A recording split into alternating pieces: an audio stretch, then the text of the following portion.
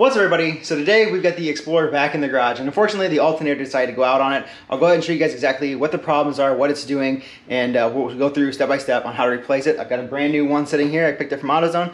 So let's go ahead and show you guys what's wrong, and then we'll go and replace it. Alright, so first things first, I'll go and start this thing up and show it to you guys. You guys can already see the lights in here are pretty dim. They're not nearly as bright as what they usually are. So if I go ahead,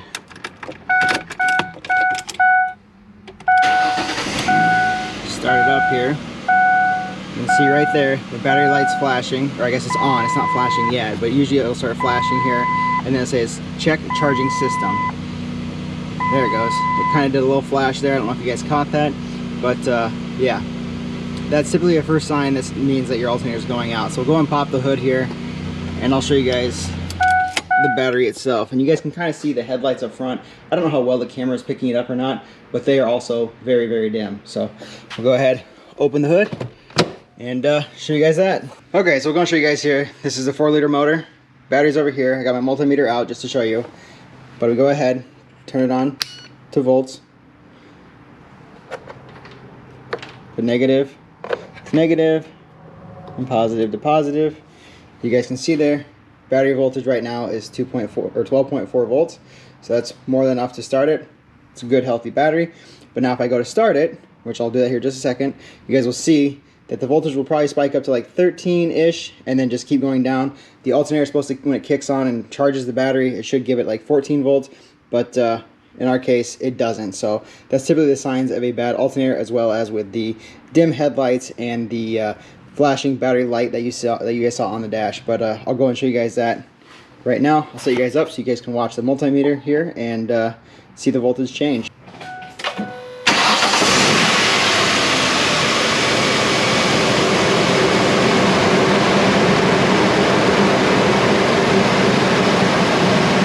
So you guys can see there, voltage drop. Sometimes it'll go up a little bit and then go back down, but yeah, that's not what we want it to be. Battery light in the dash is flashing, as you guys saw.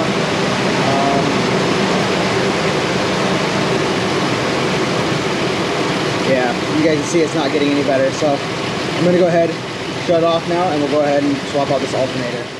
So first thing we want to do, go ahead and disconnect the battery because we don't want to have any power going to the alternator. Once that is disconnected, we can come down here. You guys can see, hopefully, all the way down here is where a 3/8 ratchet or breaker bar can go through. We're going to want to turn it to relieve tension to get the serpentine belt off.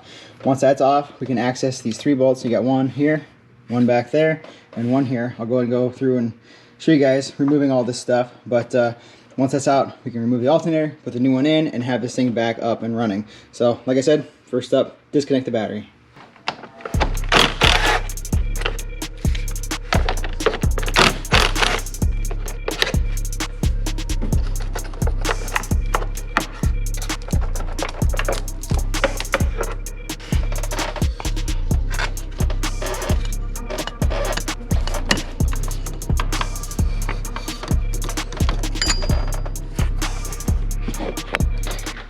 Sweet, so we went ahead, got the serpentine belt off of that pulley there. So now we can go ahead, disconnect these 3 bolts here. I believe they are 13 millimeters and maybe 110 back there. So we'll get that out and then we can go ahead and pull the alternator. Okay, so it looks like these 3 bolts here are all 13s. So we'll go ahead, get each one of these off and out of the way.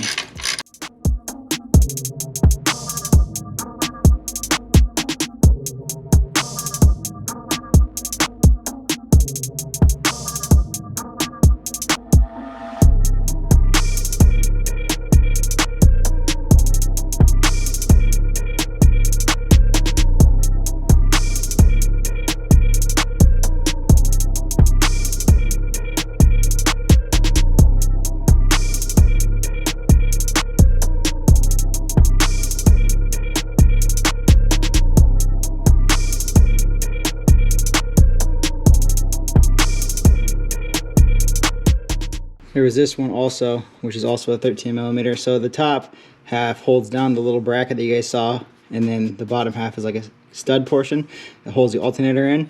So now this thing is completely loose. All it's up to do is get this power wire off of here, which is held down by what I believe is a 10 mil. And we got to remove these two plugs here. And then we can put in the new one.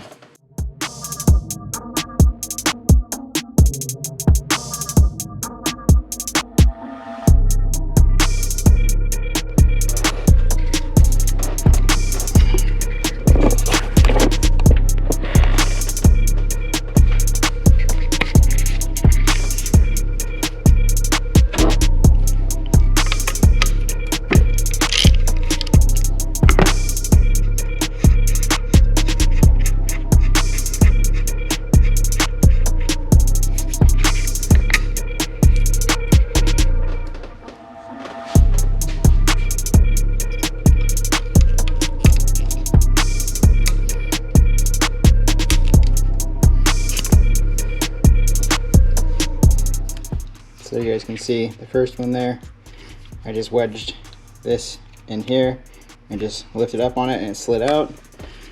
Looks like we'll do the same thing on this one. It just goes down a lot further.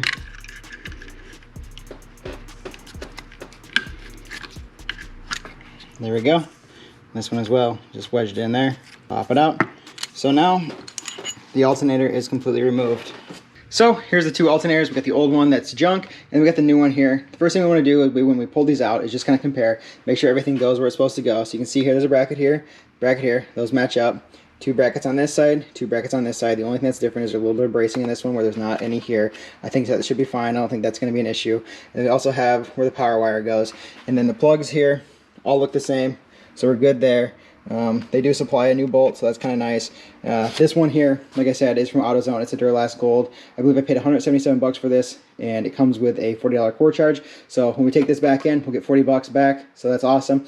Now, I'm sure you can order this anywhere else. You probably get it from like Rock Auto or anywhere else, just if you want to get cheaper or not. But when you're in a hurry and this is what you got, went with the AutoZone special. So we'll go ahead, throw this thing in now, bolt it all up the same way we just removed that one, and test it out in the vehicle, make sure it all works and solves our issue. So we're going to plug it all back in, bolt it in, and get this thing back going on the road.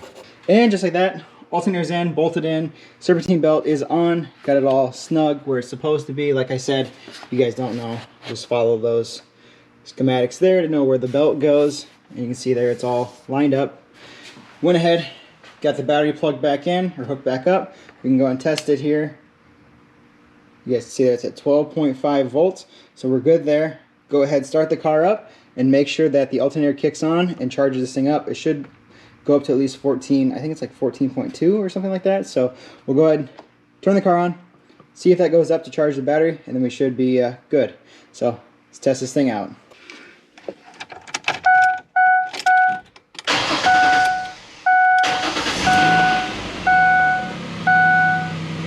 So it's looking good so far.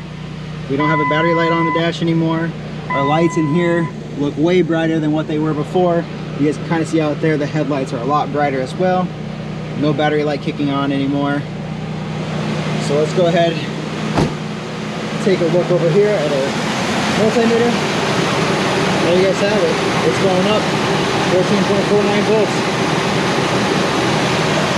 So that's good to see. Spinning like it should be. That's so good. Lined up. Sweet. Let's see if it drops at all or does anything now that it's getting up to idle.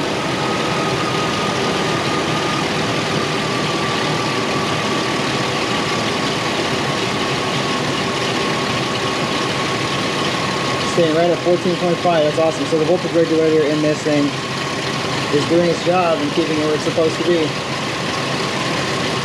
Cool. So we're going to shut the car off now and test the battery one more time just to check and see how it is.